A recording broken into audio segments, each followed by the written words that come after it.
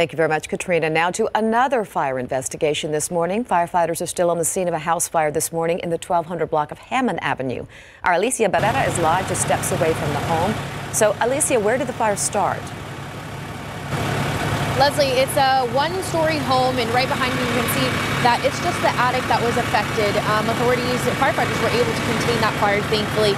And the man inside the home tells us that he was asleep when he smelt smoke this morning around 5:30.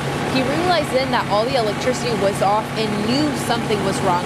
Moments later, he recalls hearing some popping noises coming from the attic, so he called 911, ran outside to turn off the breaker.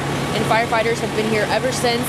They were able to contain the fire inside the attic, and at this hour, it's the insulation that's smoldering, so they're taking preventative steps.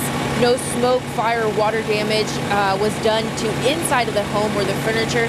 There is, however, damages to the attic and electrical areas of the home, and that's estimated to be about $5,000 in damages.